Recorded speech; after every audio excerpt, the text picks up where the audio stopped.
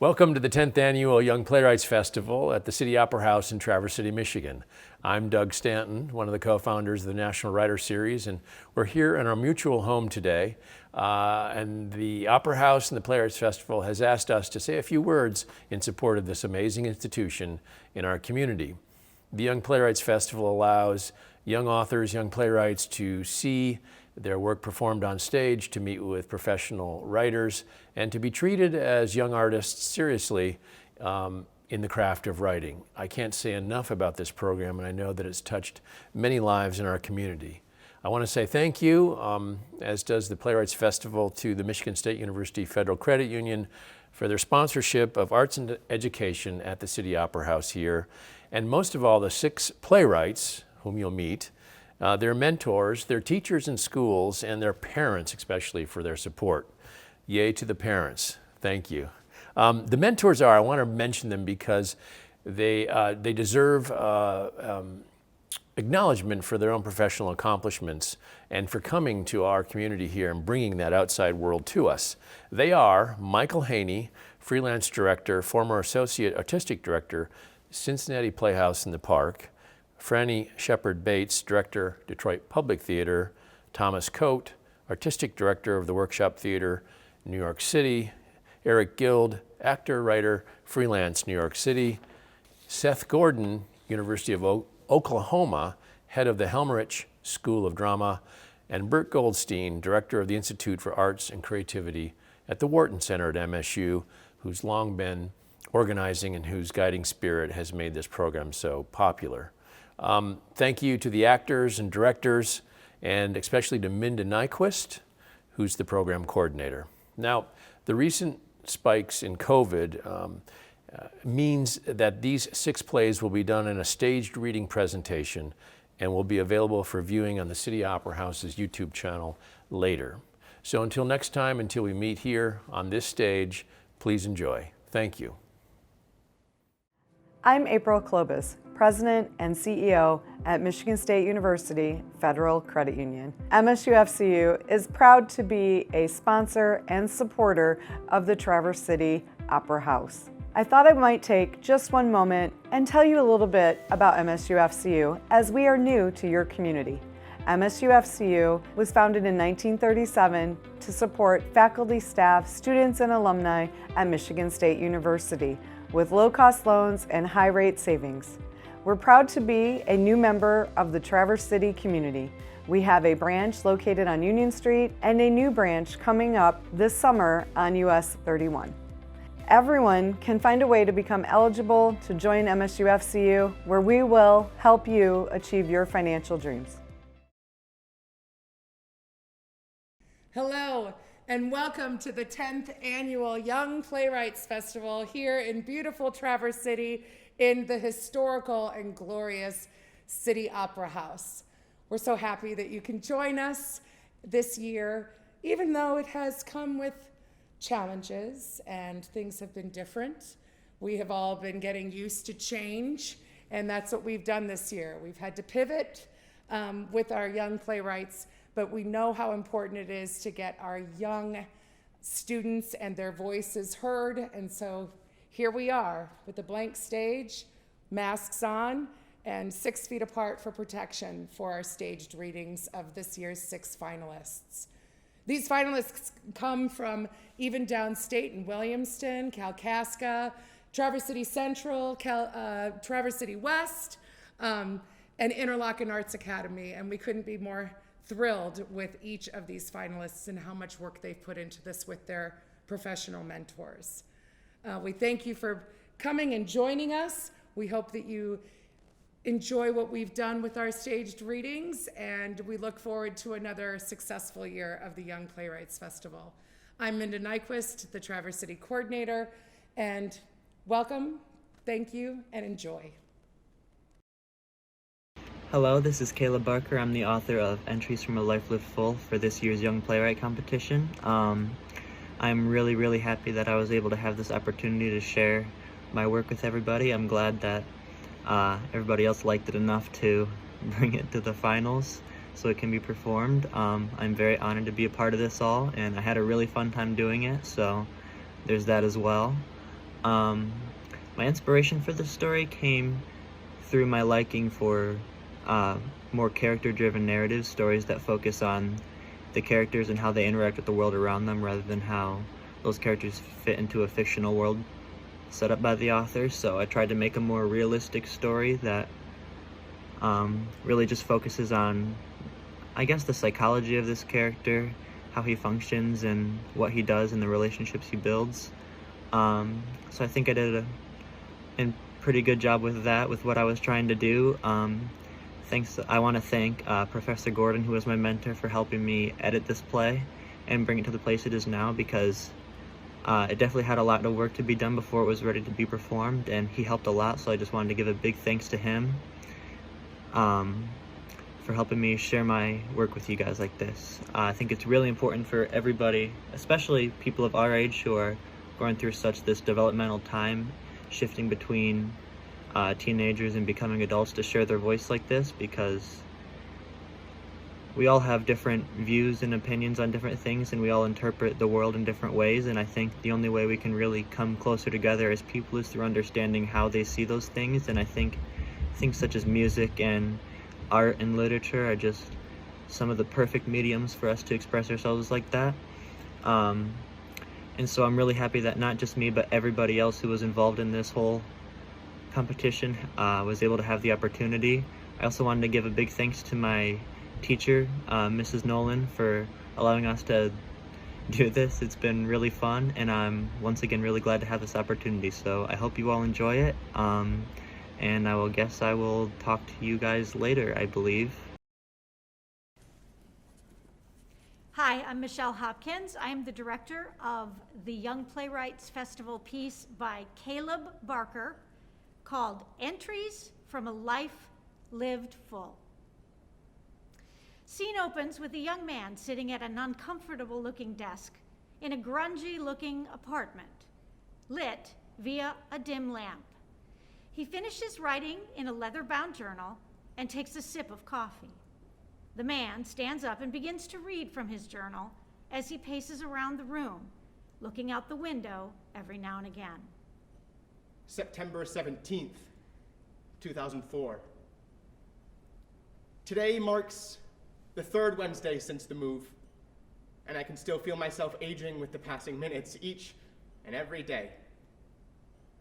Being so far away from any familiar landmark is unexplainably draining, despite the fact that everything that used to make me feel that way resides back in my hometown. I spent my college years studying at a local community college that was just 20 minutes from my childhood home. After graduating, I knew that continuing to live there was just making me feel worse and worse. On the drive to work every weekday morning, I would pass too many memorials to first loves and late nights.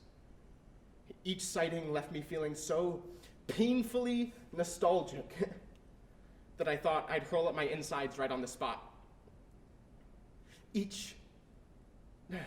I needed some sort of escape, internal or external, so I moved. I collected my limited array of personal belongings and moved halfway across the country, as a matter of fact. I'm in Chicago now, and I don't have much to say about the place just yet, except that it's a change of pace.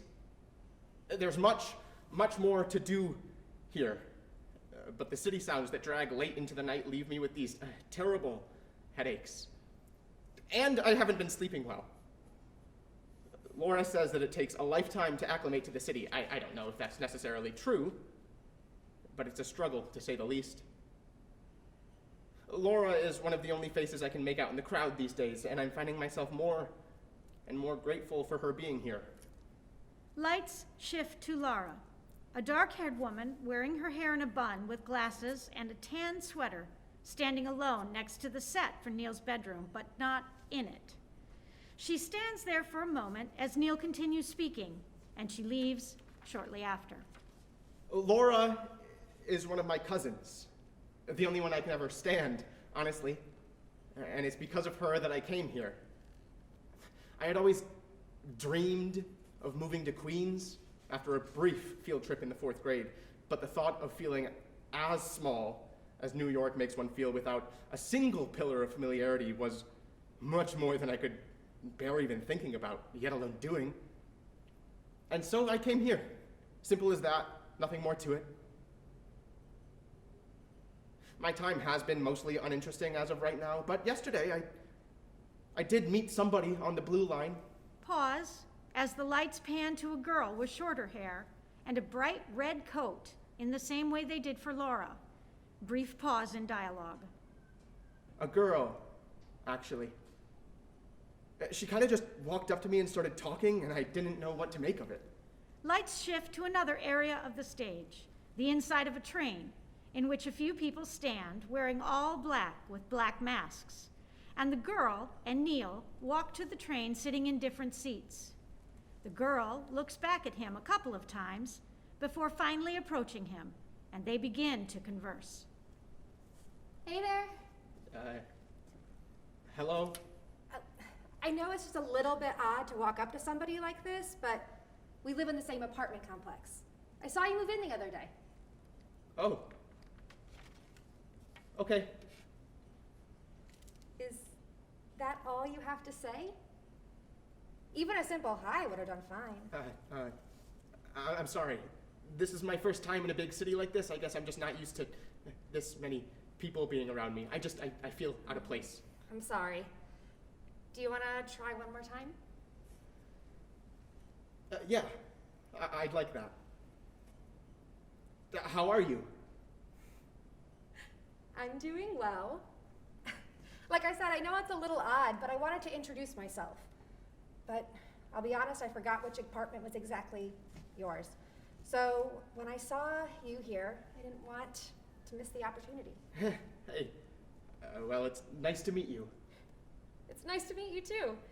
What are you doing this far away from home? Job hunting, at the moment. There's so many buildings and people, you'd think it would be a little easier to find a place to work, but I'm having a hard time with it. It's awful, trust me. I've lived here my whole life, and I've heard so many people say that, I've honestly lost count. It's really starting to worry me. I have enough saved up to tide me over for a while, but the rent here is through the roof. Both stop talking for a moment. Neil looks down at his feet while the girl looks around the train. Hey, where'd you get that coffee from? The place near our complex really doesn't meet even my lowest of standards. Oh, it's from Cafe Umbria. It's just a couple blocks away from my office. Here, do you want to try it? Are you sure? That seems a little bit... Oh, it's fine, it's fine. I don't have germs, I promise. Okay, if you're sure. Jeez! Do you want any coffee with that? What's that supposed to mean exactly? This is pure sugar. How do you drink this? What can I say? I know what I like. Everybody stops moving besides Neil. He begins walking back to his apartment as the lights shift, once again narrating on the way. When he gets back, he sits down at a desk and continues reading. The conversation didn't go much longer than that, as her stop came shortly after and she had to leave. I did learn her name, though. Chelsea. I like that name. I really do like that name. I don't know what it is, but being around her feels so similar to being around my friends at home. It's just nice to have that familiarity when everything else here is anything but.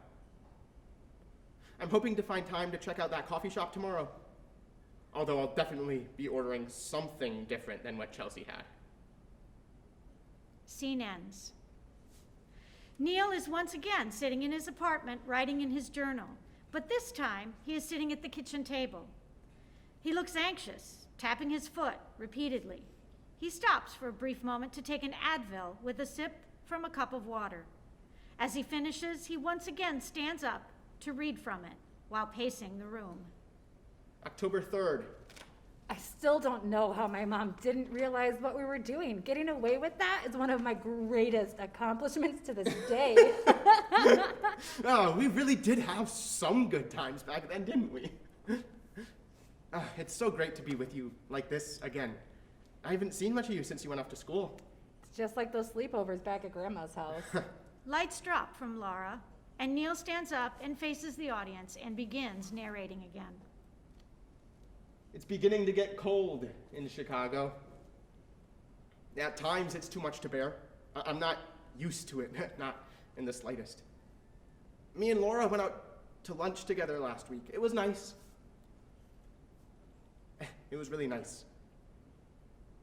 We talked for a long time about back home and of our late grandmother. 3 days before our grandmother died, she began tearing out tufts of her hair in a frenzy, repeatedly and loudly lamenting her life spent without seeing Venice. I don't know if this was a result of her seemingly endless medication routine or her own loss of sanity as it all became too much to bear.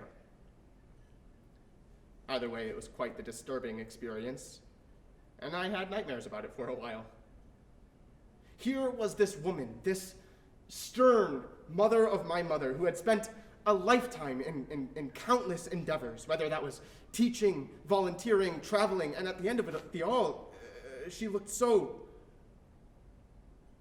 painstakingly simple, painstakingly human. She died a week later. Neither of us have had the heart to talk about her death to each other, and yet those awful feelings are always there. Things like that seem to have a good way of lingering. Laura came over again today to help me get the last of my things in order, and we got takeout from a local burger place. We stayed up late and just talked and laughed, reminiscing on our childhood. It really did feel just like old times again. Neil sits back down at the table with Laura, and the lights come back up onto the two of them as they resume conversation. It's just great to have something familiar here. Everything else is so different. There's so many people, and it's so loud all the time. I felt the same way at first. You'll get used to it. Trust me. I sure hope so. So, any luck looking for work? Not much. I've had a couple callbacks, but the interviews didn't go too well. You just need so much experience for even an entry-level job here. Oh, trust me, I get it. I was lucky enough that my professor knew some startups around here, and the one I applied for is doing well enough. I'm just nervous. In a couple of months here, I'll be all out of cash if I can't find somewhere soon.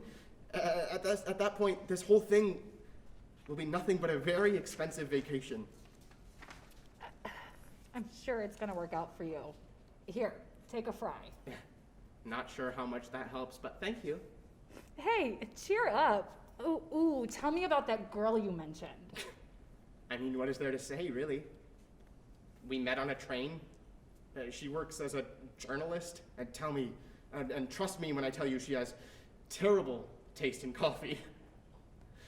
She's been showing me around the area a little bit. It's just nice to have a friend here.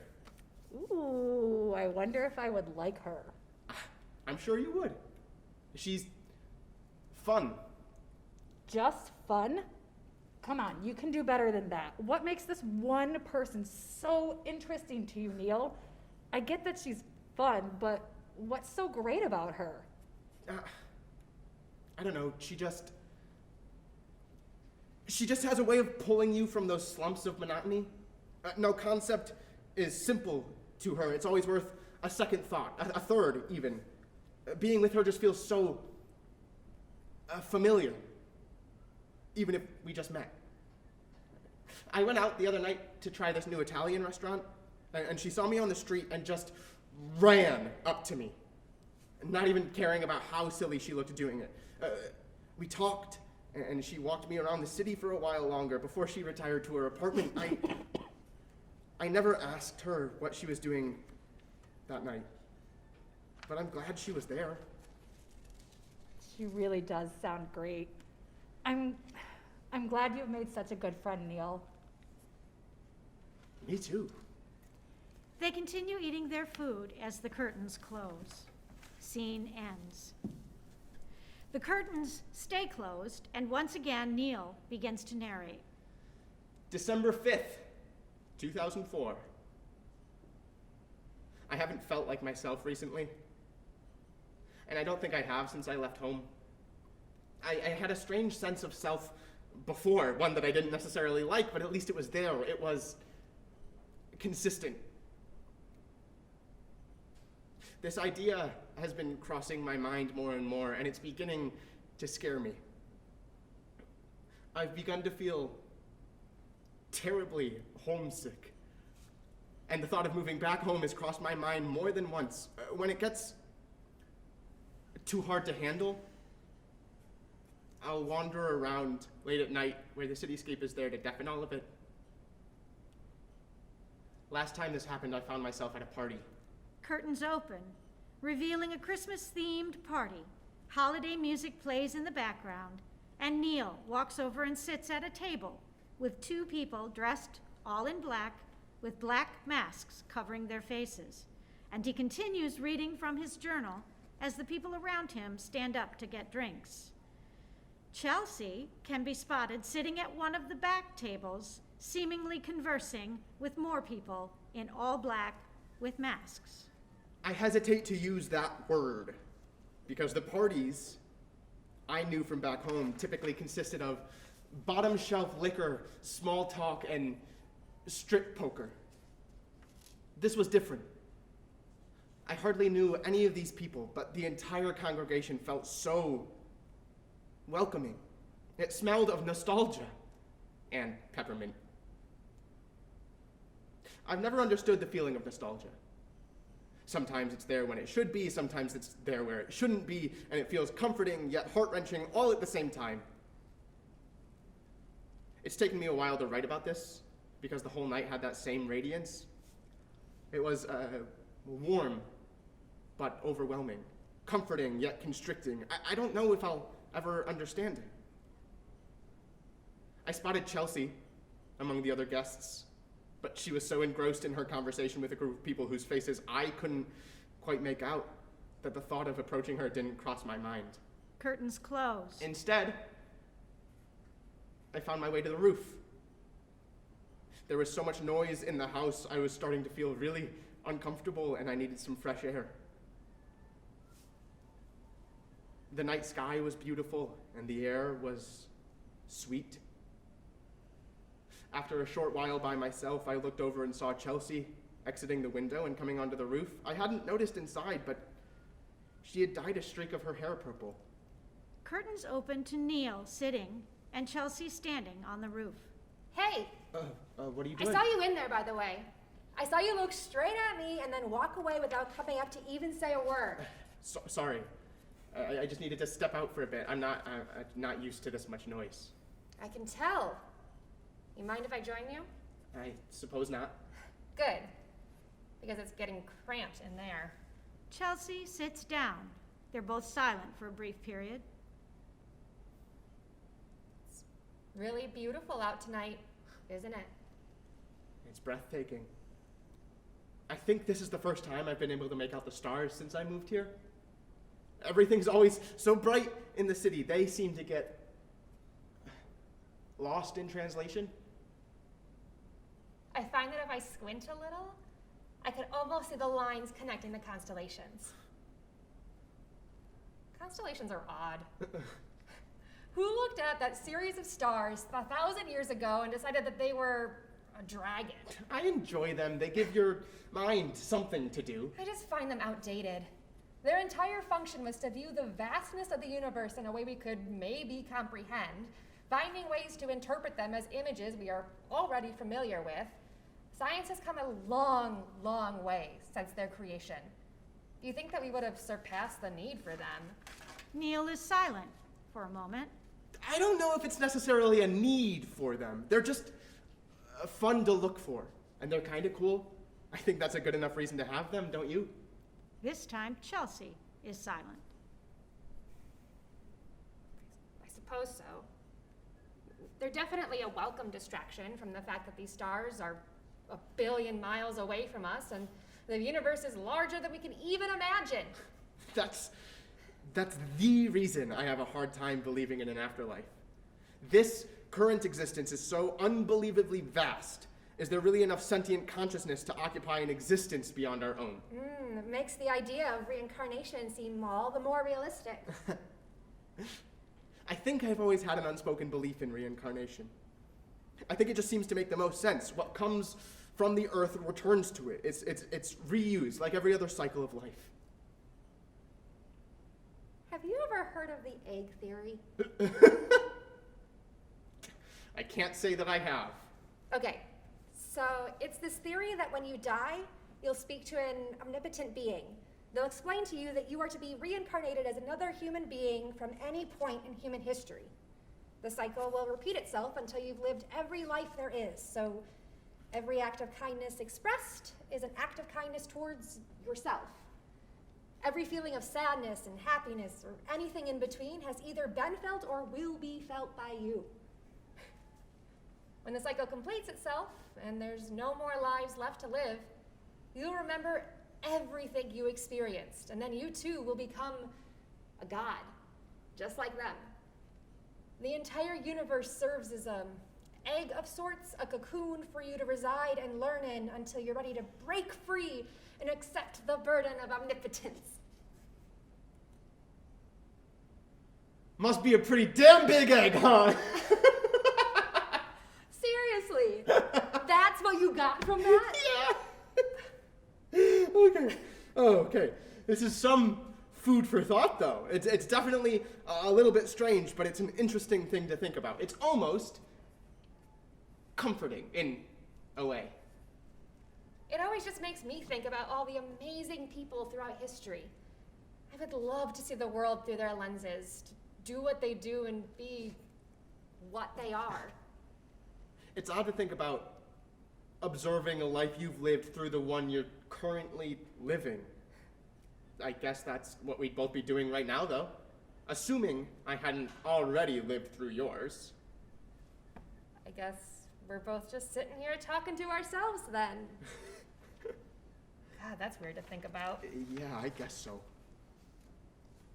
In any case, I'm sure once I get to yours, it'll be one of the memorable ones. I wouldn't mind being you someday. You do realize how strange that sounds, right? Yeah, sorry, it sounded better in my head. Most things do, don't they? For the record, I wouldn't mind being you either. You know, for some reason, it doesn't sound as weird when you say it. You confuse me, Neil. You really do. They sit in silence once again for a brief time, watching the stars. How do you like it? The city, I mean. It's okay. There's a lot to do, but it's cold and loud, and it makes my head spin. That's what others have told me as well. I've been here all my life, so it's all I know. Do you think you're gonna stick around? I'm not sure. I think more and more about moving back home every day. I don't think I'm cut out for city life. Well, the city will miss you if you leave. You are a fine addition to its numbers. You'll always have a friend here if you choose to come back and visit. And a good one at that. Uncomfortably long pause in the conversation.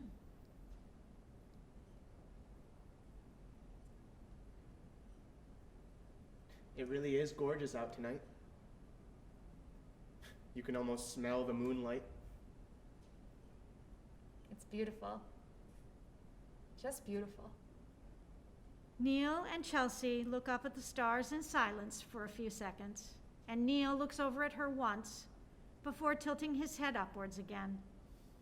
Lights dim, curtains close, the end.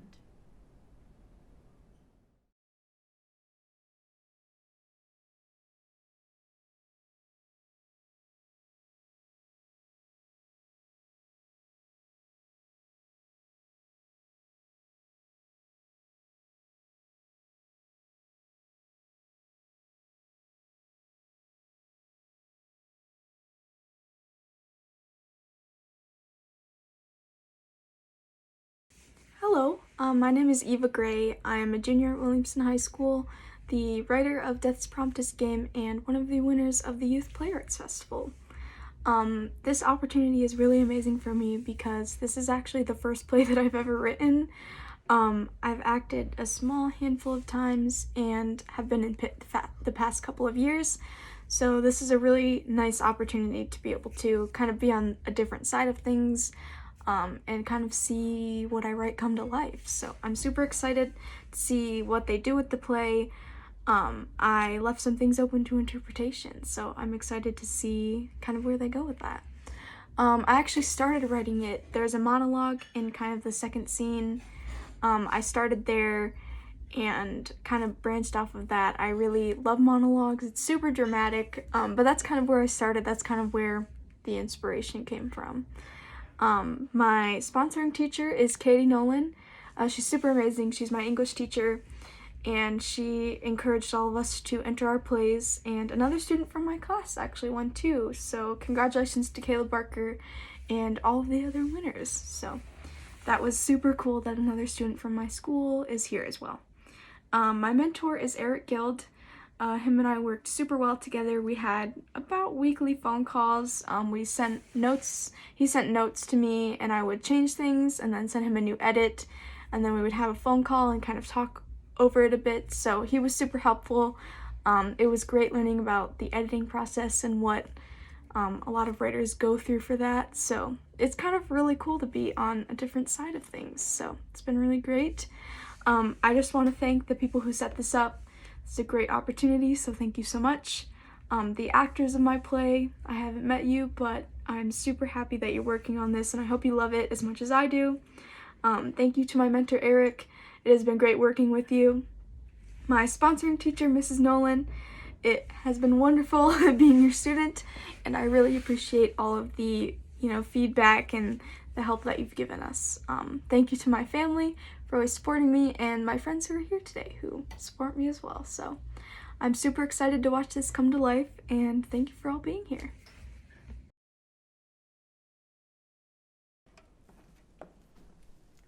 Hi, I'm Minda Nyquist, the director of Death's Promptest Game by Eva Gray.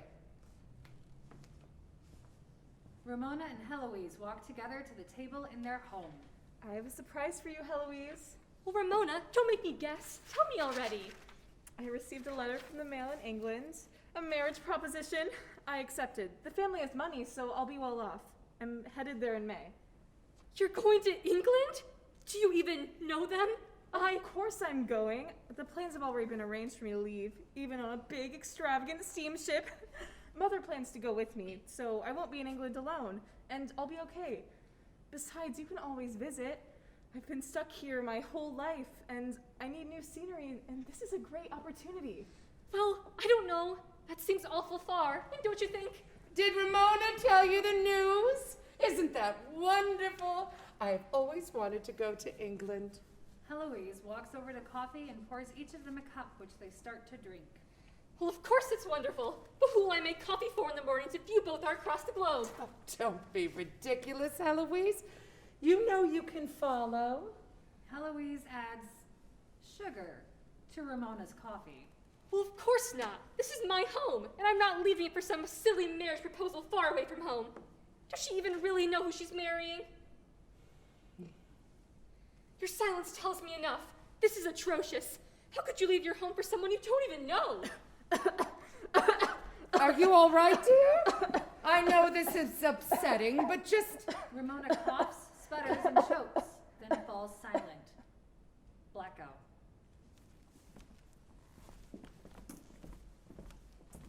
Heloise stands next to a lone memorial in the woods.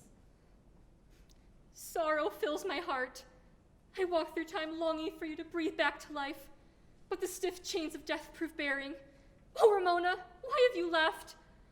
Your impending departure for England wounded my heart, but in death it shattered eternally.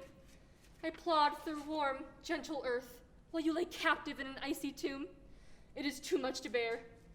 Death, I call upon you, my confidant. Come to me, hear my anger, for you have taken my sister. Pull me under the depths of death. Take your promptest chance.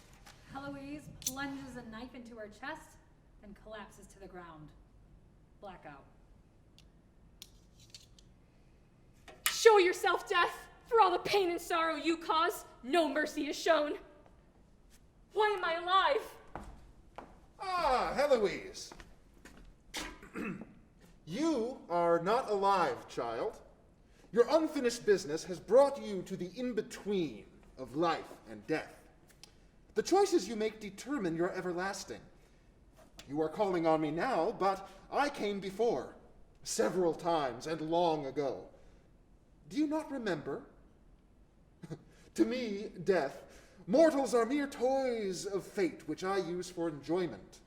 A life shuffling off the coil for me is like a fox, finally capturing the hare, a spring of a calculated trap, and the light is snuffed. You see, I did not listen to your call because my trap was not set. The fox could not hear the hare's bounds. Why have you waited for me? Why have you been waiting for the touch of death? I've been patient for the trap to spring, for the fox to catch my wild tail. Without my companion, I can continue no more. How dare you steal her from me? I wish for the noise to stop. I have heard that earth is silent and calming. Why am I trapped in between life and death? Haven't I suffered enough? You only stay in between if you have unfinished dealings. You should be asking yourself why you are here and where you are. What is your unfinished business here on earth, which prevents you from being at peace? Well, I shall also ask Heloise, what could I have done in my little game to anger a mortal?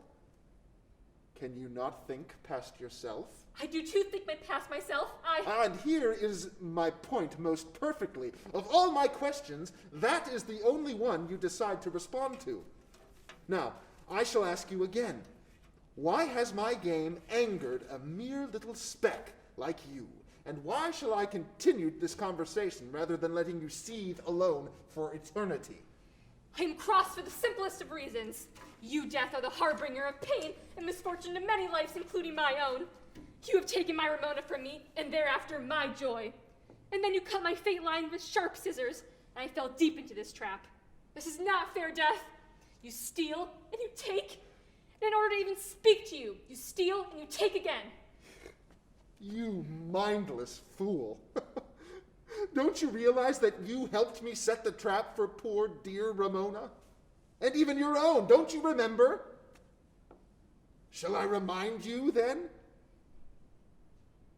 Well then, I shall take that as a yes. You, and you alone, were a pawn in my game. You slipped that poison into her drink, didn't you? Oh, you cannot fool me, Heloise. Don't you forget that I was in attendance. Now tell the truth. Well, yes, I did slip that poison, but it wasn't to make her get caught in the trap of the game. I never meant for her to die. I really never did. It was to only make her sick, I swear. And But why would you give her something that would make her sick, if not to kill her? What was the reasoning? Well, you know the reasoning. You know all, or at least you act like it. Well, who is the one stuck here? Who has unfinished business? It is most definitely not I, as I may leave at any time. Would you like my assistance in getting through or not? Well, I gave it to her because her being sick would force her to stay home. She would be far too weak to travel to England.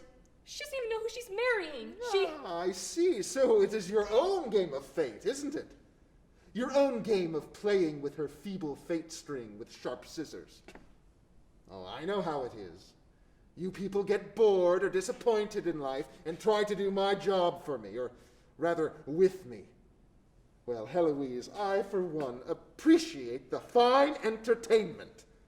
I didn't have to do much. Just had to sit back and watch. Oh, besides, I love a good plot twist. Your own suicide really pushes your narrative, doesn't it? The befallen sister dies of sorrow, begs death to take her. Oh, you hate me so, yet you call on me. What will your family think of you when they find out the truth? The pull of the game, or rather the dance of death, was enticing. This was supposed to pull her in, yet set her free of sickness. You had other ideas, Death. This was never the plan, and the only way I could escape and speak with you is to spur my own trap. So what other ideas? Don't you realize that you started all of this?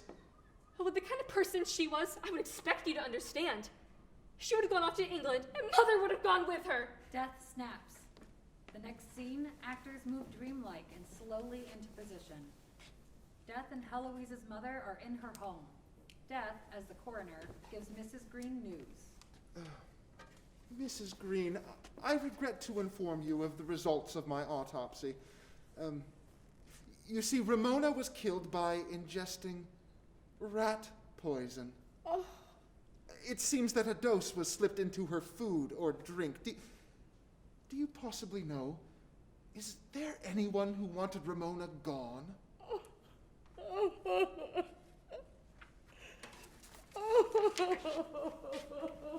You see, Heloise, you point a finger at me for causing hurt and pain, yet you have done the same for your own benefit. How can you be so hypocritical to me when you intentionally cause the same pain my game causes? This conversation has completed my unfinished business, hasn't it? Just let me go. I know, I was wrong. I really do. But I had to do it.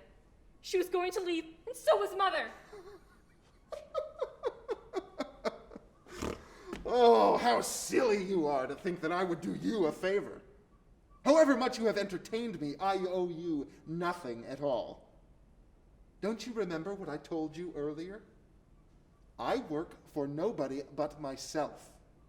I follow my own motives, my own wishes, my own desires. Get that through your thick skull. What if I told you the in-between is a piece of my game? You are dead. Enjoy your everlasting, your personal hell.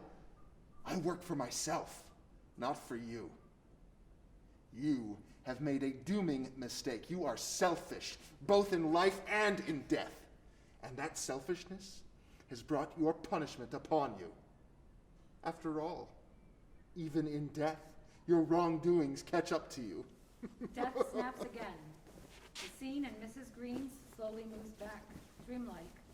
Heloise is forever banished to watch the conversation on repeat for all of eternity.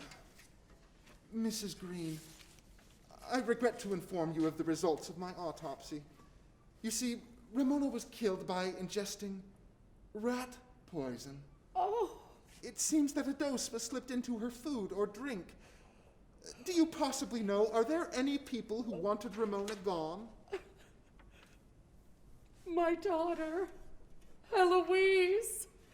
I know it was her. I just know it was. Death snaps. The next scene, actors again move dreamlike and slowly into position. Heloise drops to her knees. Mrs. Green, I regret to inform you of the results of my autopsy. You see, Ramona was killed by ingesting rat poison. Oh. It seems that a dose was slipped into her food or drink. Do you possibly know, are there any people who wanted Ramona gone? My daughter, Heloise. I know it was her. I just know it was. Mrs. Green, I regret to inform you of the results of my autopsy. You see, Ramona was killed by ingesting rat poison. Oh. Blackout.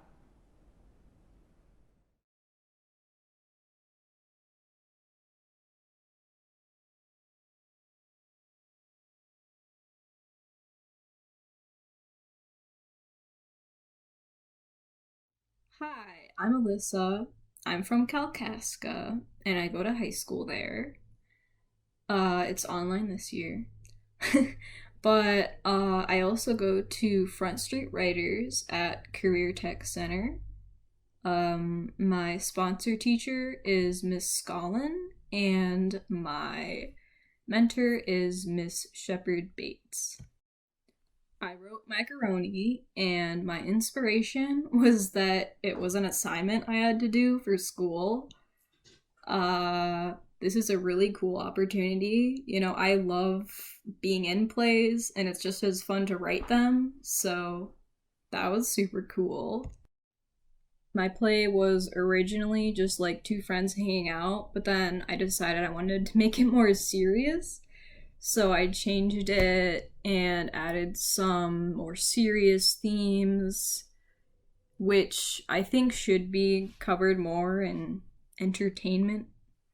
I feel like shows like BoJack Horseman are good examples of how to properly portray stuff like that.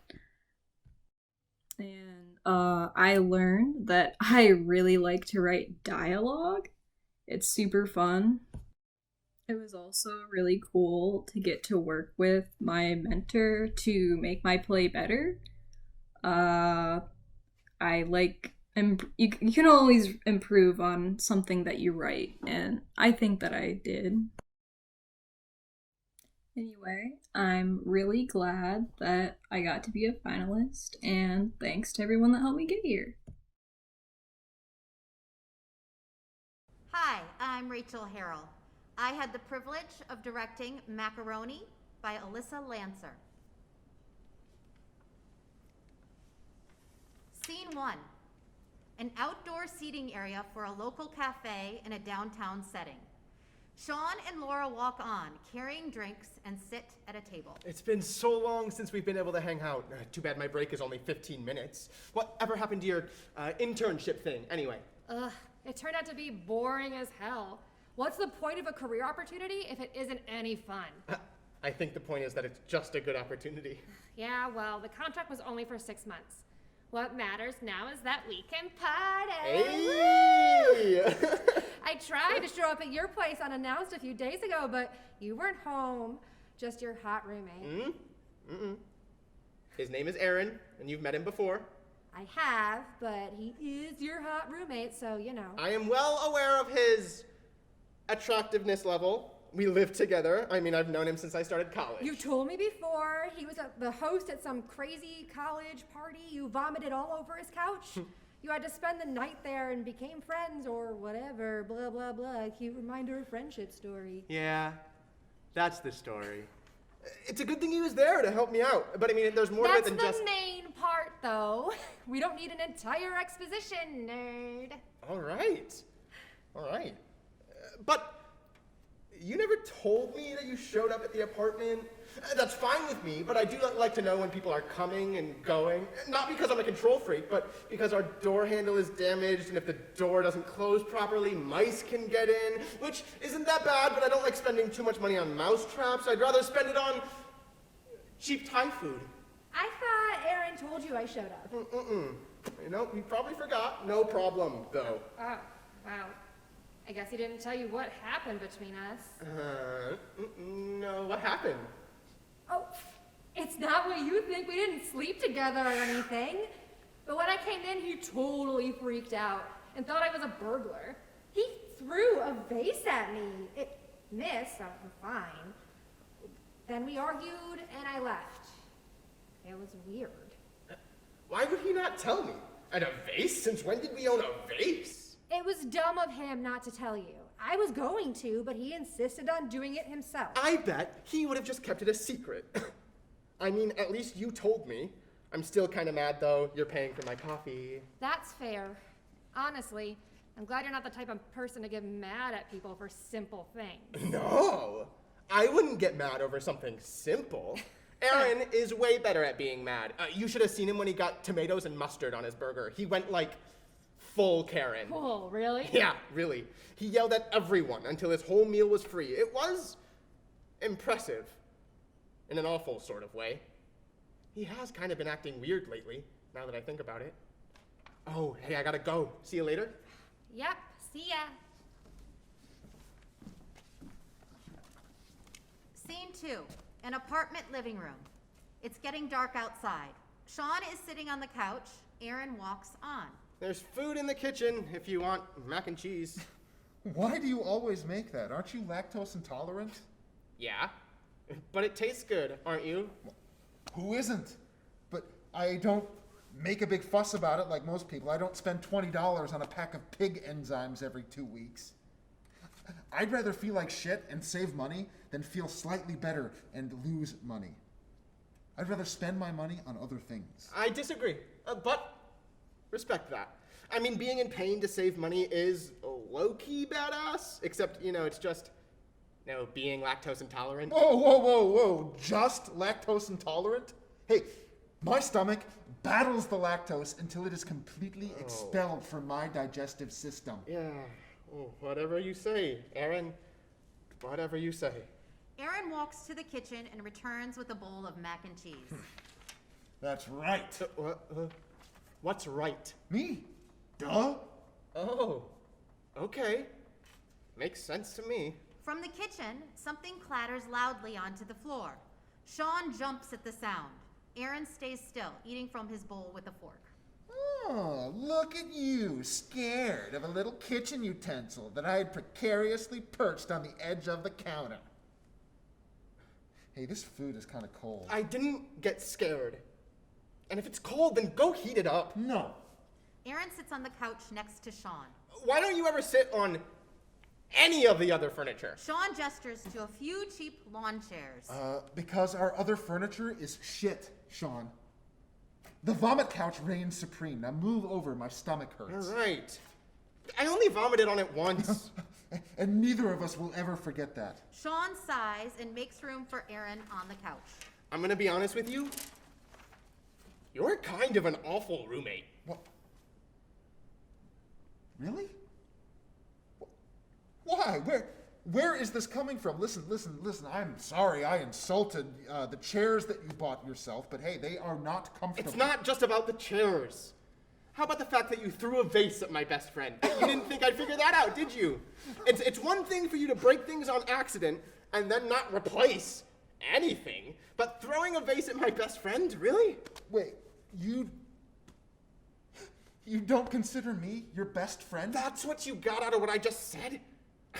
For the record, I can have multiple best friends. So why didn't you just say my best friend and not one of my best friends? Because that's not what matters right now. What matters is that you threw a vase at Laura and thought she was a burglar for whatever reason. I didn't even know we had a vase, so that was probably the only one. Hey, well, you know what? It matters to me. We're roommates because of our best friendship. If you don't even consider me to be your best friend, then why live with me here at all? Oh,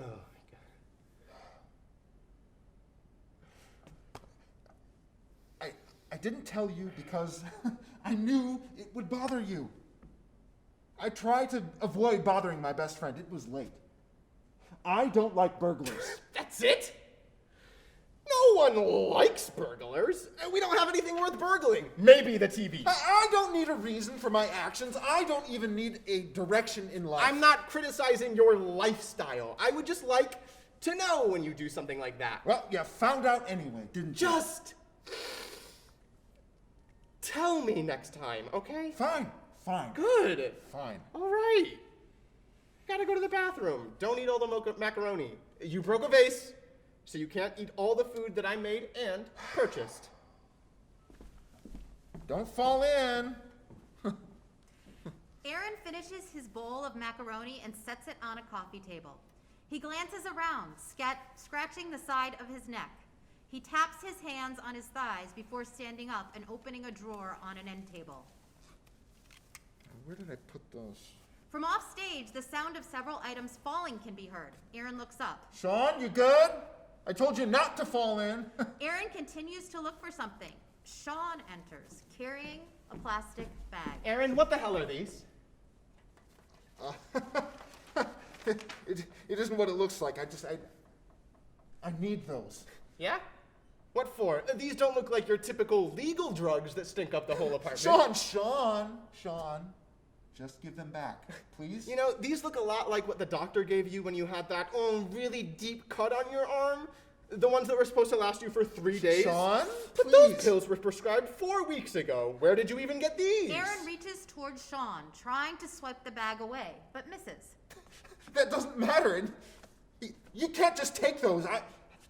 I tried to go without them, and I vomited like all day. You told me that you had food poisoning. Well, I thought I did too, but I didn't. Then why didn't you tell me once you figured out that you had a problem? I could have helped. You need to see a doctor.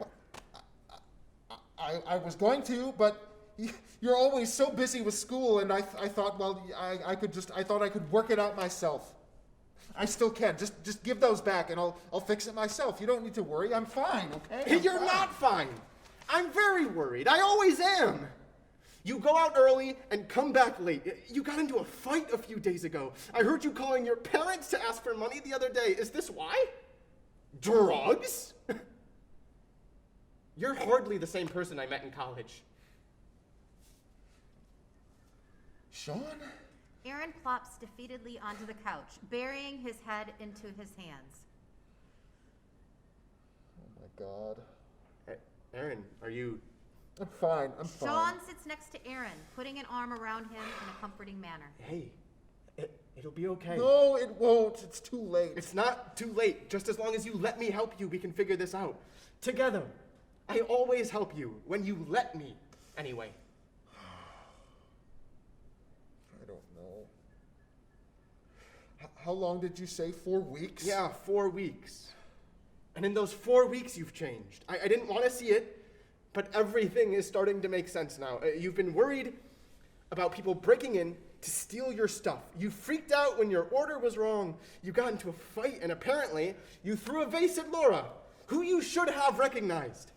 I should have known that something was wrong. Who else knows what you've been doing? It may sound bad now, but I think that I can maybe still fix this. You said it yourself. It's not too late. That's not what I meant.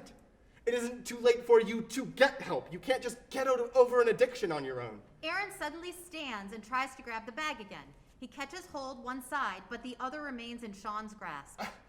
I can try, though. We don't have enough money for a doctor anyway. Just let go. I just need a few. Sean pulling on his side of the bag. He stands. Just a few? How many have you been taking? Aaron uses one hand to grab Sean's wrist and starts to pull on it, I trying to loosen his grasp on the bag. I don't know. Just give them back. Sean stepping back, still pulling on the bag. Aaron, stop! You're hurting my arm! Aaron gasps, letting go and stepping away from Sean, who takes a few steps back.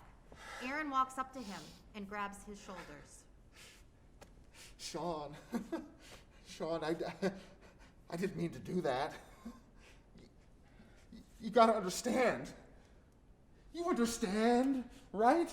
Sean lightly pushes Aaron away, then rubs at his wrist. I'm going to stay the night at Laura's. These are coming with me. Do you have any more?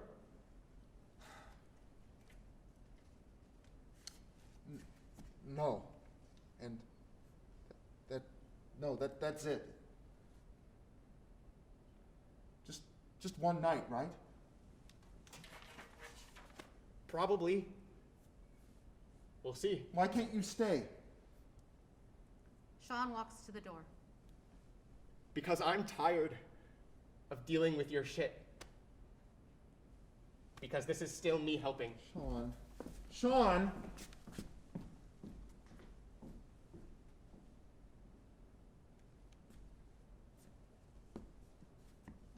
Thanks for the mac and cheese!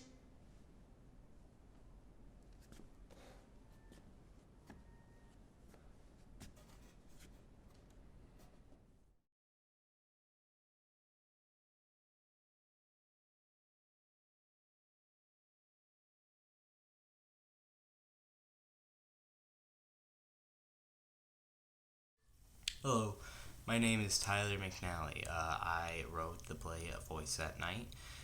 Michael Henney, my mentor, helped me work through it and has taught me a lot and how much I can add to something from where it starts and watch it grow from there. My teacher, Miss Scotland, helped me work through it a lot in the beginning process when I was just starting to make it and before I turned it into the competition. And speaking of the competition, when I first heard that I was one of the winners for it, I was ecstatic. It was insane.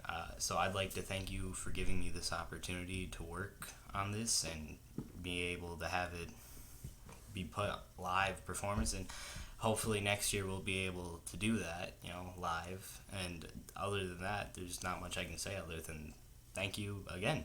So thank you. 3 times thank you. Hi, I'm Alyssa May, the director of A Voice at Night, a play by Tyler McNalley. Scene 1. James is helping Tony walk. It seems that Tony has injured his leg somehow.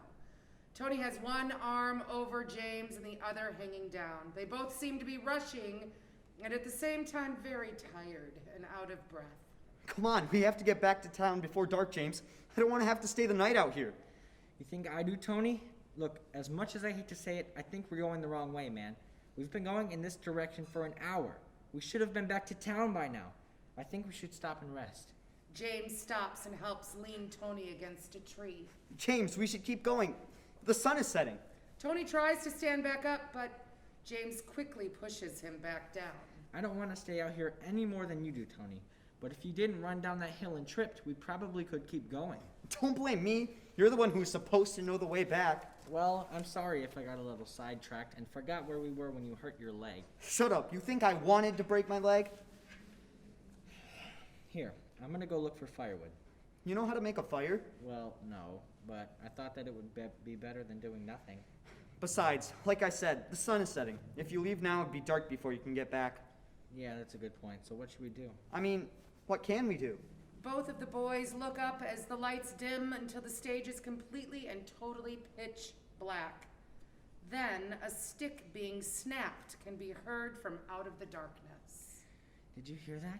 Of course I heard that. How could I not? You think my leg being hurt clogs my ears? What do you think it was? I don't know, but don't go towards it. Another snap can be heard, but louder and closer. What's to stop it from coming towards us? A harsh wind can be heard washing over them and then becomes complete silence. Absolutely nothing. Ah! Who said that? Who's there? I said that, and I'm here. Who are you? What's up with all the personal questions? Mind your own business. Oh, but before you do, can I ask a few of my own questions? What? No, go away. Hang on, Tony. Maybe they can help us. Yeah, right. What kind of person is in the woods in the middle of the night? Perhaps they can tell us how to get back to town. Indeed, I can. That was actually what I was going to ask you. If you needed any help getting back. You see, I overheard you a while ago while the sun was still up. Why didn't you come and ask us if we needed help back then? Well, that's beside the point. You see, I would be delighted to help you two out. I don't know about this. They said they're gonna help us. Don't be so rude, dude. So, you can help us get back to town? Yup. Of course. At a price. We don't have any money. I don't want your money. I simply request to hear a joke. A joke? What do you mean by a joke? I want you to tell me a joke, and a good one at that. It also has to be one I haven't heard before. Are you serious? Absolutely. You see, I never joke when it comes to, well, jokes. Who the heck would want a joke in exchange to help get someone home? Me. That's who. And if you don't want to abide and tell me a joke, I'll be on my way. Okay, wait. So all we have to do is tell you a joke and you'll help us home? That's what I said. Okay. How hard could it be? Here, let me try. Did you hear about the bald eagle? With a wig? I have. Huh. I guess you knew that one. Unfortunately for you, correct. I want to hear one I have not heard before. Watch and learn. Why didn't the skeleton cross the road? Because he didn't have the guts to do so. What? How do you know? What's black, white, and red all over? Well, it's either a zebra with a sunburn, a newspaper, and or 2 nuns in a knife fight. They knew all the answers to that one.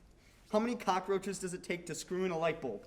No one knows. When the light comes on, they all scatter. I do say, that's definitely one of my favorite jokes. What's the difference between a piano and a fish? You can tune a piano, but you can't tune a fish. Okay, well, I'm out. I'm not giving up yet. Hey, knock knock. Who's there? Boo. Boo-hoo. It's just a joke. No need to cry about it. Hey, that's my line. I did say it had to be a joke. I didn't know, didn't I? Dang it. You really don't have any more jokes? No, do you? No. Well then, it seems you boys don't have any jokes for me. Please help us get home. I know we don't have any more jokes, but his leg is hurt. We can't just walk around here aimlessly. Please, I'm begging you. I'm sorry, but my conditions were clear. I want a joke in exchange for directions. Come on, give us a break. We told you like a zillion jokes and you knew them all. You didn't let me finish. I did ask for a joke. However, I never said you had to tell it to me right now. I will give you one day to come up with a joke. You see, I really enjoy hearing a new one. I will return tomorrow night, and unless you tell me one that I don't know, I will leave you for good, and you will be left here, wandering aimlessly. What? We can't stay out here for another day. Tony, I don't think we have a choice in the matter. If that's what we have to do, we'll do it. Scene 2. Tony and James are sitting down at the base of a tree, tossing jokes back and forth at one another while playing in the dirt. Ooh, here's one. Why did the chicken cross the playground? I don't know why. To get to the other slide? Add it to the list. How much does that make? 20-ish, I think. What's the matter? Hungry? No, it's just, you heard what it sounded like, didn't you? It was unusual, to say the least. Yeah, but why are you referring to him as a it? Did you see him? Well, no, but... Exactly. Who's to say it's a person? The voice that we heard last night is almost human and animal, like more than someone's voice. Well, maybe he just has a sore throat. Also, I'm hungry. Could you pass me one of those delicious granola bars?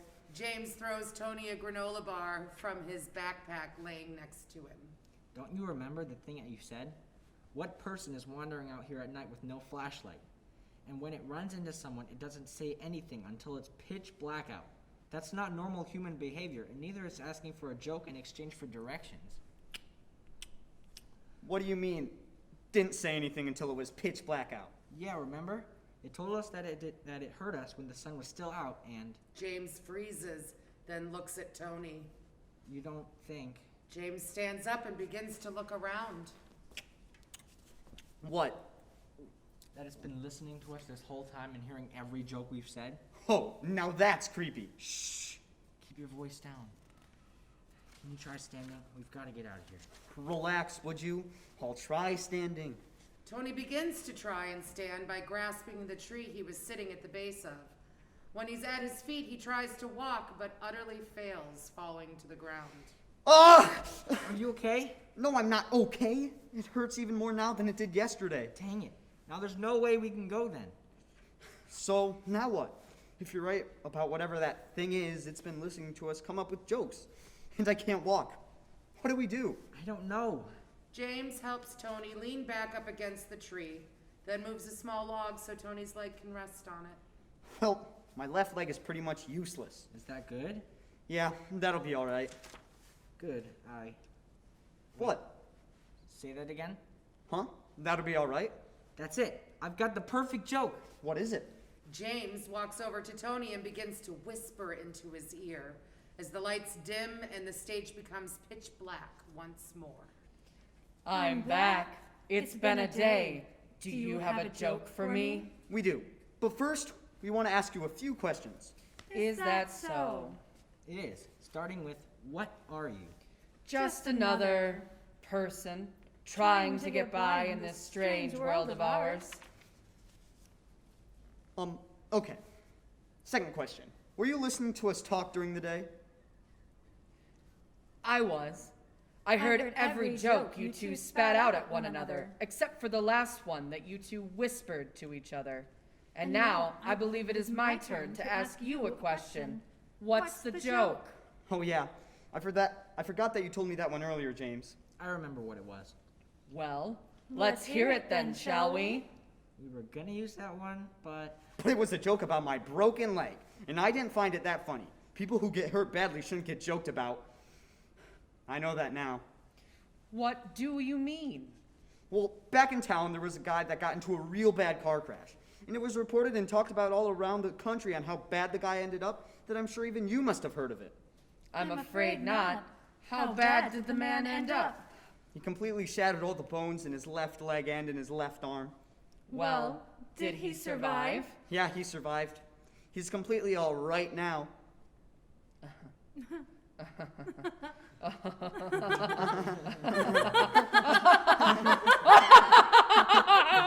Oh man, you got me good with that one. I owe you some directions to town. Really? Yup. Thank you. I can't believe we can finally go home. It's about 50 meters to your right. What? Are you serious? Unfortunately, yes. What was the point of all of this? We could have been home days ago. You can't be serious. Why? Why did you do this? You see, I help people when they have given up, and you two had given up. So I gave you hope, and I gave you directions home. I just had a little fun doing it. There's no harm in that. I have been eating dry, tasteless, disgusting granola bars for 2 days. For nothing? I thought you liked my granola bars. Well, I lied. That's besides the point, though. Do you know how much our parents must be worried about us? Well, I assume very much, but I helped you. Now you can go home. You didn't help us. You wasted our time. You spent a whole day thinking of jokes. In my opinion, that time was well spent. My leg has been broken. I need medical attention, and you say that my time has been better spent thinking of jokes? Well, when you say it like that. Nope, I'm done. James, come to help me out. We're out of here. Yep, I'm done with this. James helping Tony both begin walking off the stage. Oh, come on, guys. Isn't it about the journey, not the destination? That's dumb. You're dumb. Bye-bye now. Once Tony and James are both completely off the stage, the voice begins talking to themselves. No, you're dumb. Last time I helped anyone lost in the woods. I'll just eat the next ones, I guess. Oh well, off I go. Into the night. What adventure awaits me next? I really need to talk to my parents. I wonder if they've been taking good care of the salamanders. Man, I hope so. Into the woods. Is that a title for a movie? I think it is. I don't know that I've seen it, though. What movies have I seen? I don't know. This is going to be a boring walk.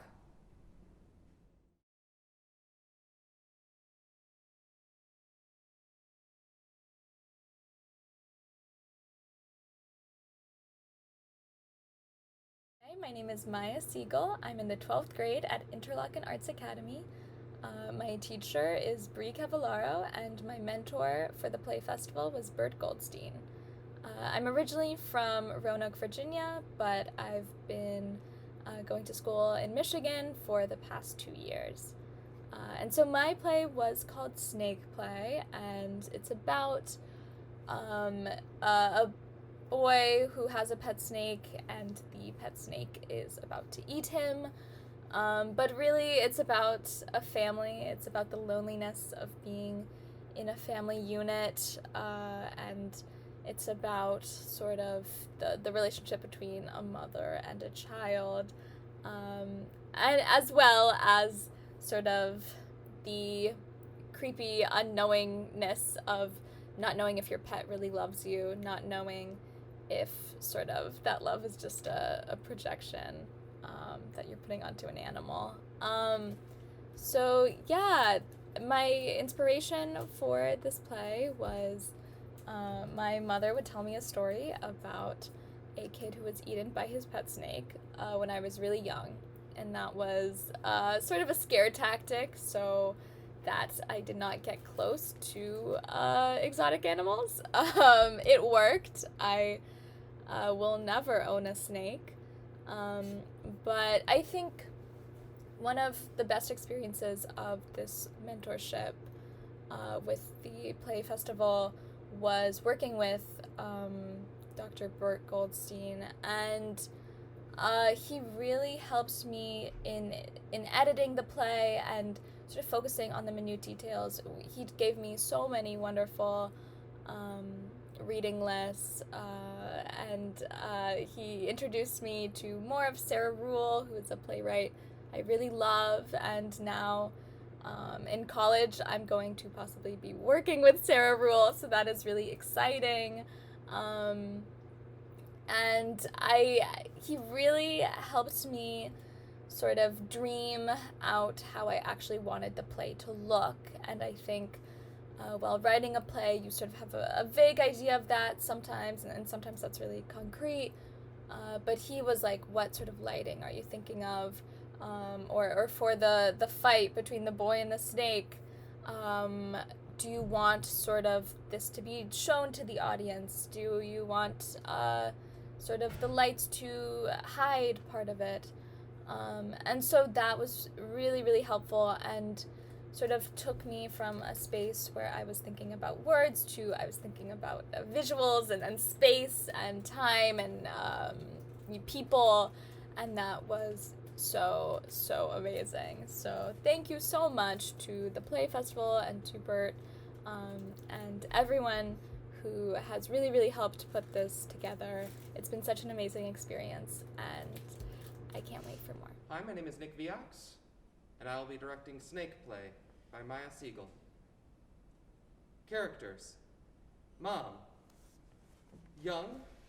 Has on makeup but looks chronically tired and pushed around. Works in an office but doesn't have her own cubicle. Wears cheap business clothes, ones that don't really fit her. Son. Looks around 14 years old, but would be the smallest in his class. Should bring to mind those kids who wanted to be engineers. If his family had more money, he would have a 3D printer. Instead, he has Legos. Mom, remember to feed Cricket extra tonight. He's not used to sleeping in his carrying cage. He's not hungry.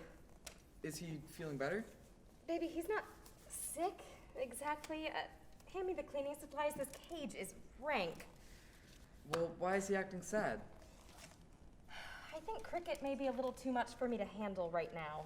As soon as he costs us a trip to the vet, you want to throw him out? It's not like that. Hey, tell me, why does a snake stop eating? Why does it save its energy? He wants his mice. Feed him his mice. Sometimes I have to get like that for her to feed me. Sometimes I stare at the mice and wonder how they taste. A boy can get tired of frozen pizza rolls, and even mice start to look good. Once I watched Cricket eat one, and I collected its little bones. They're in an Altoids box under my bed. I assemble them, try to make a full body, like a puzzle. Sometimes I want to eat the bones, crunch them up, and sprinkle them on my Cocoa Puffs. I want to be like him. I want to know what it's like to spit up bones. She doesn't have to imagine. She spits just like Cricket. She spits out all the bad stuff I've done, the people who are dead to us. Tells this stuff right to my face, like they're bones. Hey, tell me, why does he stretch out alongside you like that? You have all those books on snakes. Tell me why. We're friends. He likes to show his belly to me. He stretches out on his bed, mimicking a snake. You need a goldfish. Maybe a kitten, just not something with fangs. I like fangs. Besides, Cricket doesn't bite me, and he actually likes me too. Baby, I like you. I'll get you a dog if you want, a small one. So, the vet thought it might be healthier for him to go somewhere else. Where else? We're great snake parents. Where else, Mom? I don't know, a place where they stack the cages next to each other, charge kids a few bucks to tap on the glass and get hissed at? Or the zoo downtown, or a house with large adults? Why is being large an issue? You don't even like large men. You said that yourself. That is completely different. I was talking on the phone with a friend, and you shouldn't have been listening. Mom, there's only 2 of us in this house. There's not much else I can listen to. My friends say I should put myself out there. I'm young, I chew with my mouth closed, got a bubble butt. The last man didn't turn out so hot. He's in Costa Rica somewhere, clicking kids into harnesses and holding them above the sky. Zipped in tight with real fatherly hands. Ooh, he was wild. He wanted to swallow me whole. When he made a move on me, his eyes would glaze over all animal. And when his eyes bulged too far, he'd kill small animals, like squirrels and traps and stuff, neighborhood cats, that kind of thing. when he'd bring back gifts from some backyard exotic dealer, once a monkey in a bamboo cage. If I've learned anything from CSI, these were the makings of a psychopath. These dating app men aren't much better. Their eyes glaze over too, but at least no gifts. Oh, how can you sleep in the same room as this cage? It stinks to all hell. He doesn't even spend time in there. He sleeps with me every night. You know that. That's not good. No. You can't do that anymore. A boy should not sleep with his snake. It's weird. You're being weird. What? Mom, this is coming out of nowhere. And I hate it when you call things weird. I'm not weird. Nothing I do is weird. I can't tiptoe around it anymore. You're a big kid, and I can tell you. So when I brought the snake to the vet, she told me that your pet was trying to eat you. Why did he stop eating? To save room. Why did he stop doing so much? To save energy. And why did he stretch out next to you all long and skinny? To see how much room you'd take up in his belly. In his belly, baby! No, that's ridiculous. No, that's crazy. I've grown up with Cricket. Why didn't he eat me when I was 5? Why now? Why not then? No. We have an emotional attachment. He licks my tears. I make sure he gets the fattest mice. No. You're wrong. You read those snake books all day, and a veterinarian, a trained doctor told me this. You know, she wanted to take the snake right away, and I said no. I said you had to say goodbye, that this was a family issue. Well, Cricket is my friend. My best friend. My only true friend. Maybe my only friend. Or a brother. Or a father. Or something else rare. A family member. Cricket isn't wild like the snakes in those books. He lives here with us. He's part of our family. No, a snake like this is not your friend. Yeah, he was taken out of the wild, but that doesn't mean he's safe. He wanted to eat you, baby. He wanted to hurt you. Hurt you. I'm trying to be the best mom I can be, okay? I'm trying to protect you. Just let me protect you, okay?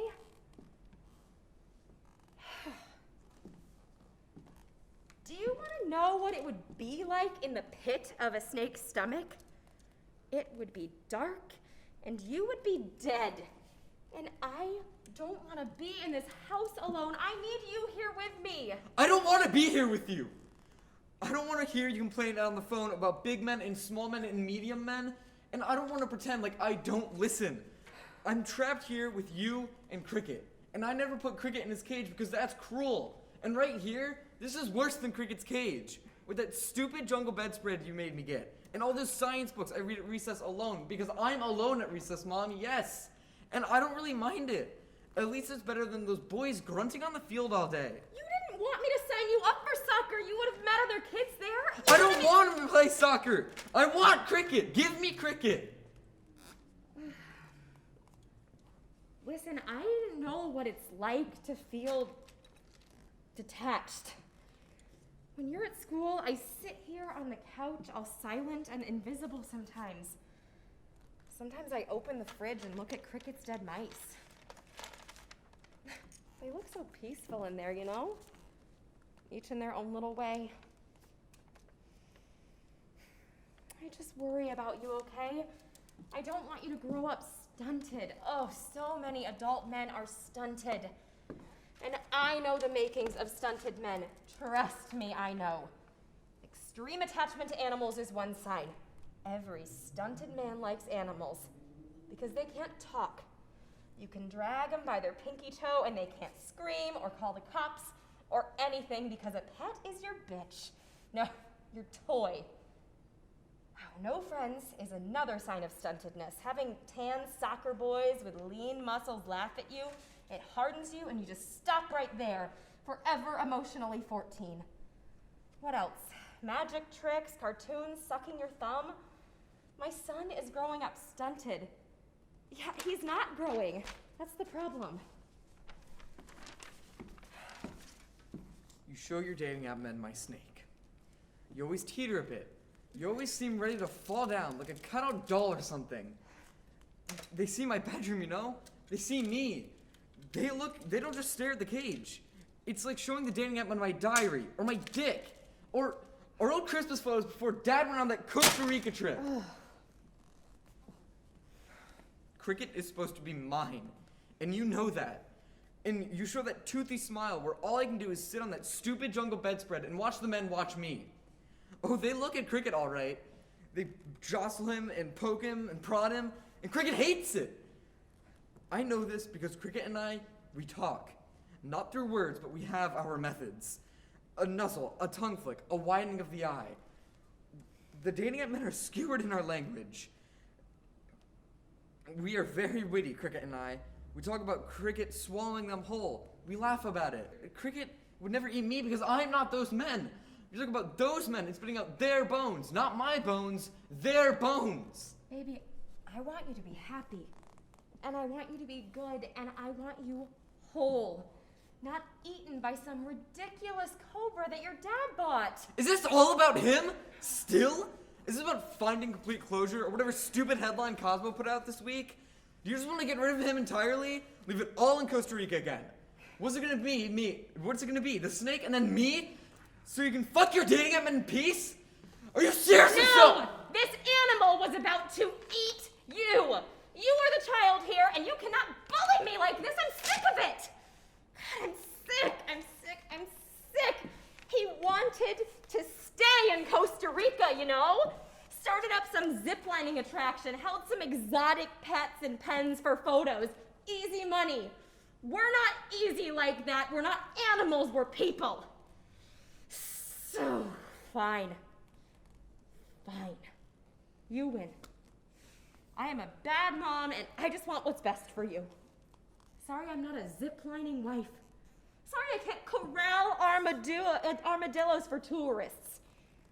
Some soccer practice friends, a hobby that gets you out of the house. That's all I wanted you to have. So bad, such a waste of time. And I deserve time too, you know? I deserve to be happy too. You get one last night with that stupid fucking snake, and then it's gone, and we are never talking about it again. And I need an apology from you. I'll get you a hamster or something. You can get out of my room now and leave Cricket by my door. Well, you can feed him the mice from the fridge yourself.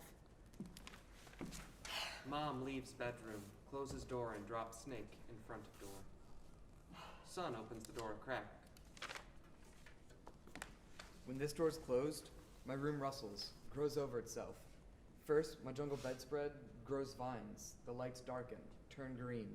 We can see lights behind his bedroom door glow green, and we hear distorted sounds from nature inside. I shrink into my hair, I ball up into a fist. This is to make Cricket feel at home. Of course he's wild. Of course the mice are never enough. I like to dangle myself as an option. I know he'd never bite. When he presses into me, I feel so warm. Like arms are wrapped around me, hugging me, keeping me. So many arms wrapped around and around. Son lovingly lifts the snake out of the cage, wraps it around his torso, and carries it into his bedroom. Closes door on us. A gurgling sound comes from the son's bedroom. At first, just the cage and the snake glow green, and then the color swells to fill the room. We hear sounds of a struggle, but we struggle to see it fully. It's blocked a little by the door. We see Mom, slowly drinking in the other room. Blank.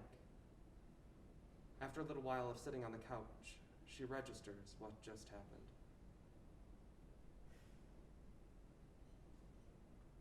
It's not that I didn't think it would happen. It's not that I thought it would.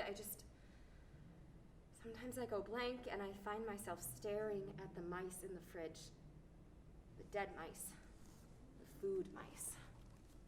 She opens the fridge on stage, filled with frozen mice.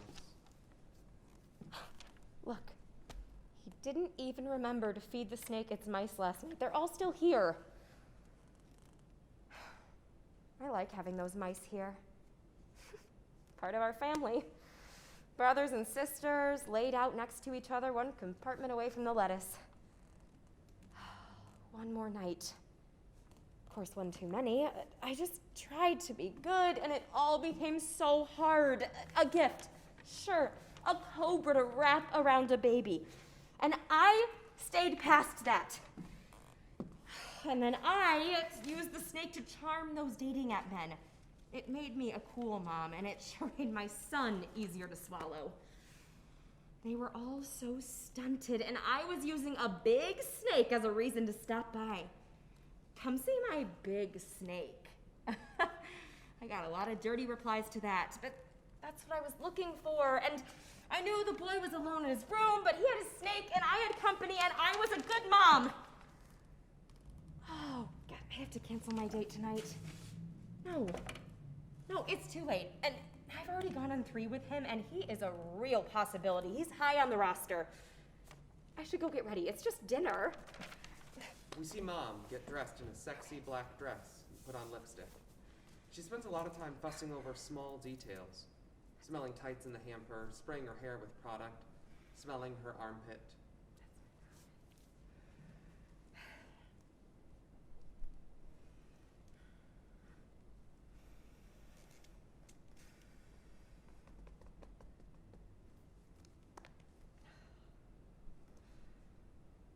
He's not coming. He's not coming, is he?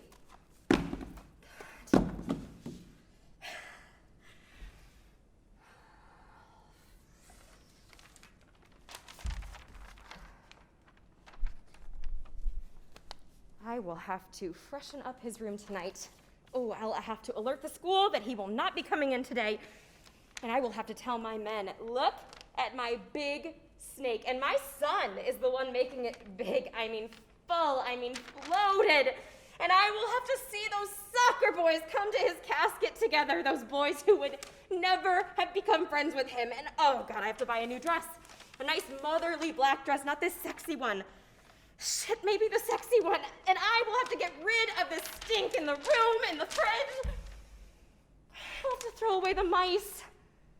The families of mice. The baby mice. The baby sun mice.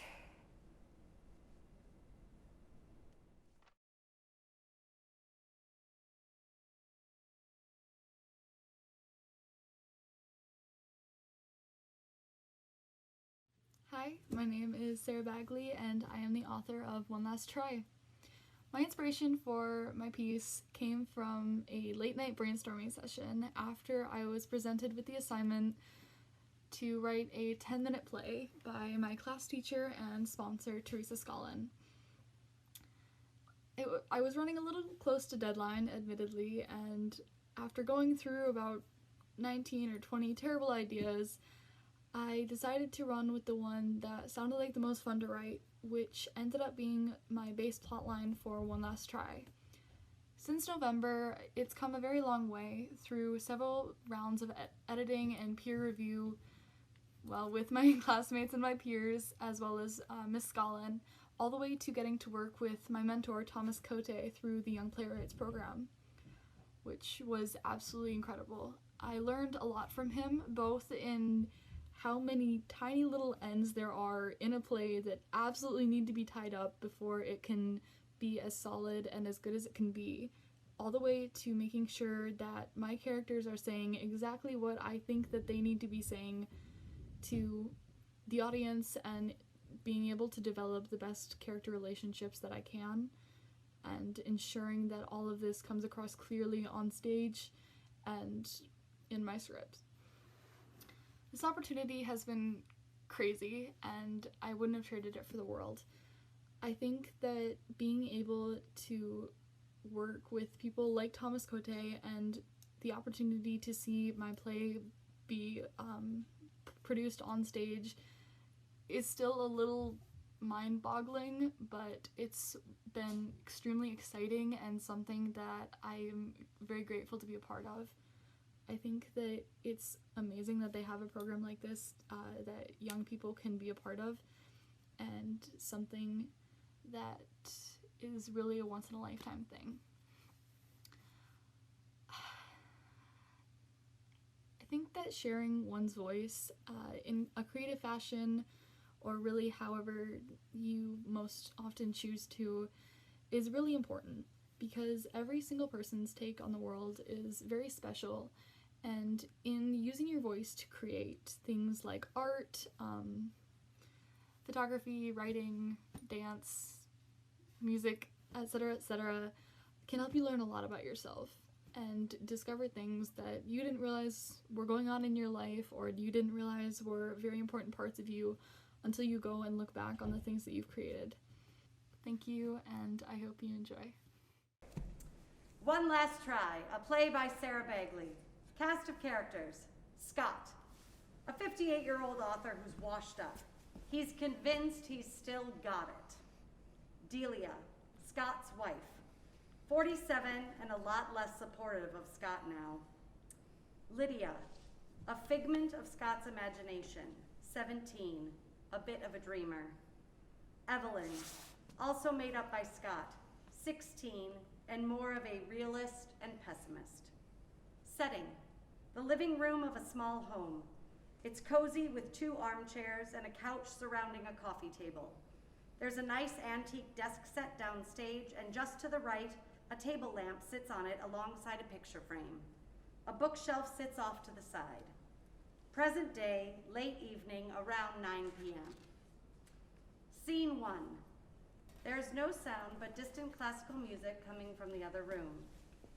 Scott is scribbling away at his desk under the light of a small lamp, grumbling to himself. Delia walks in carrying a book with a bookmark stuck in it towards the middle and sits down in an armchair, beginning to read. I just can't get this right! I'm sorry, dear. 25 years of writing, and all I can come up with is this! I'm sure it's great, dear. A lousy story about some old guy losing his dog? Yeah, definitely great. 7th grader could write this. No.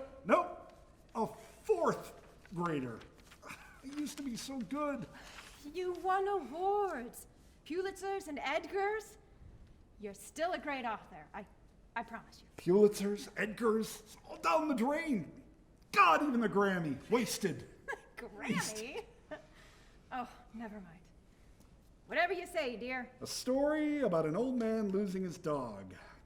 God, what happened to me? I was featured by the New York Times. I was doing book signings. I was the star of book clubs everywhere. Delia, the people loved me. I mean, I was no Stephen King, but I was doing all right. I built my life on writing. They loved me, and now I'm just a nobody. I can see it now. One day they're going to take all my books off the shelves like they're nothing. My masterpieces will be forgotten. Everyone will say, oh, Scott P. Grant? Never heard of him. Scott. This is the end.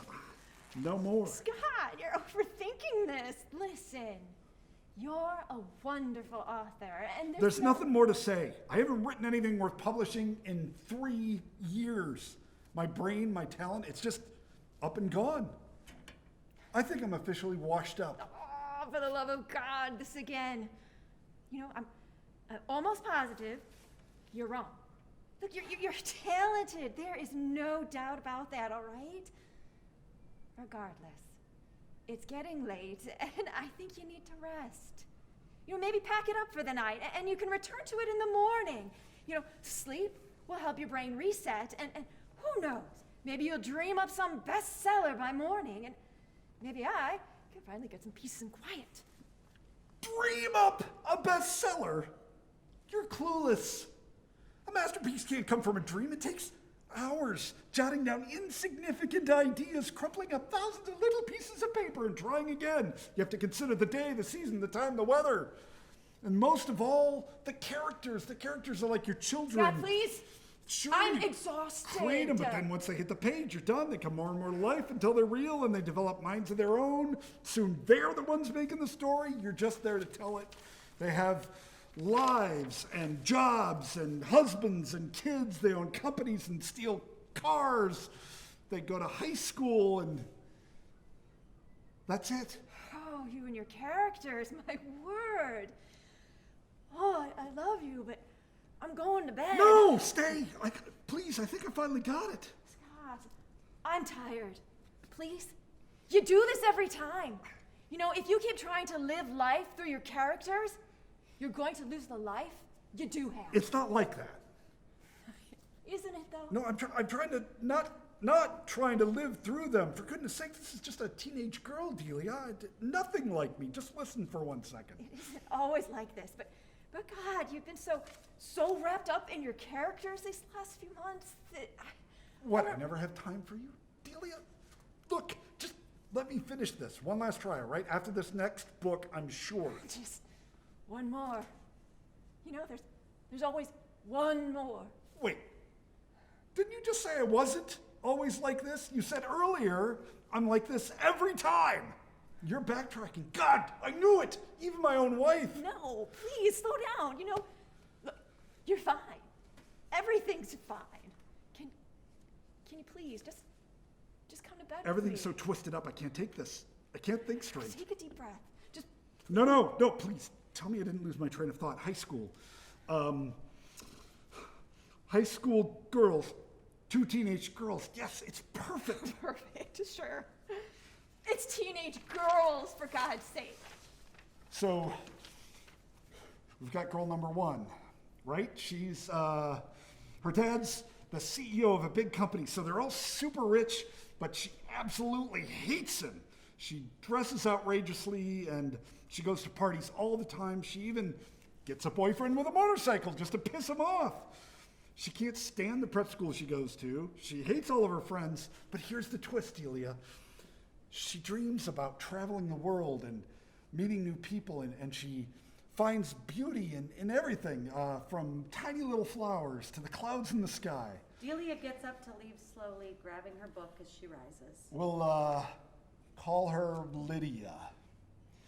Anyway, Lydia has this best friend, Evelyn, who's the complete opposite. She's soft-spoken, dresses modestly, and seems like the nicest girl you'll ever meet, except she hates everything. She's 100% convinced that the world is going to shit, that we'll all die an untimely death from global warming. Her parents are middle-class citizens, and they tried to raise her to be kind, but have no clue where they went wrong. This is gonna be amazing! And here we go again. Good night, Scott. Delia exits while Scott continues to talk and gesture, too absorbed in his characters to realize she's gone. Maybe they, are there to balance each other out.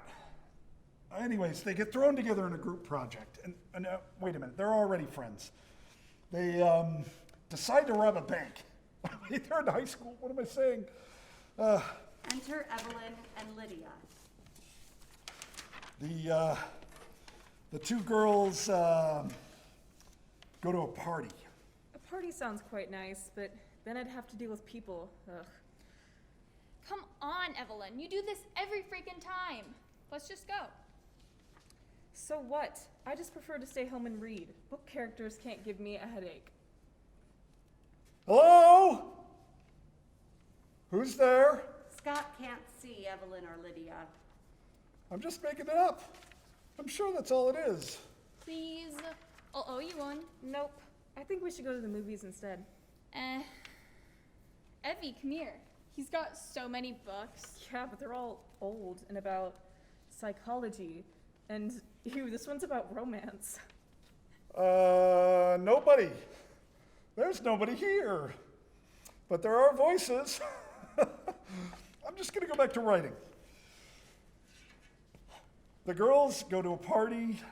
There they end up running into a famous DJ. I'm so sure I had it this time. Well, you thought wrong, old man.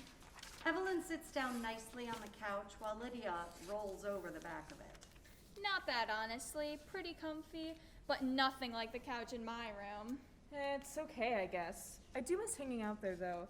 Hey, do you remember that time we snuck out your window and went to the beach?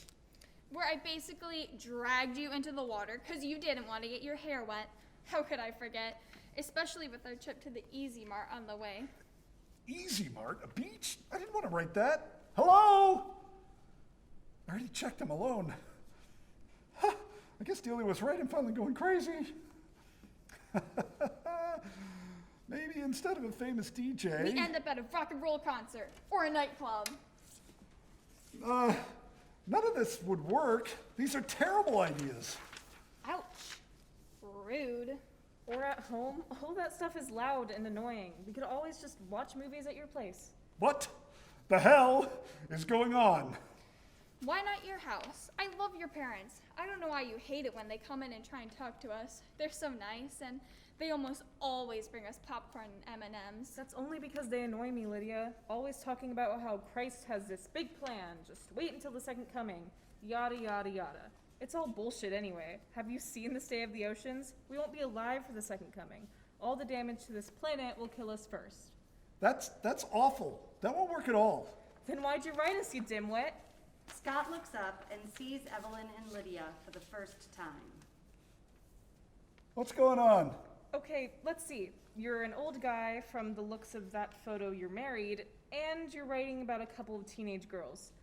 I'd really watch what you say next. She's got a point. No, that's not.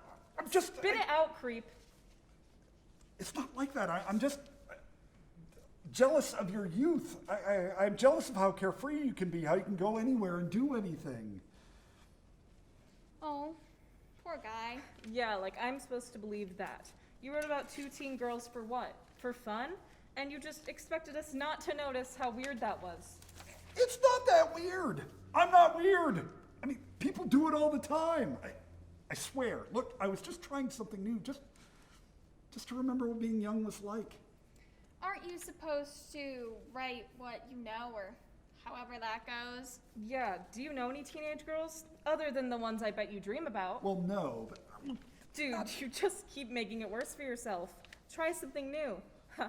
You just wanted an excuse to write about all your disgusting fantasies. Ew. That's not... No! Please, this is a bad idea. God, make it stop. Make it stop. I didn't mean for this to happen. I didn't ask for them to be real. Maybe if I just... What if he's just telling the truth? If I just did this.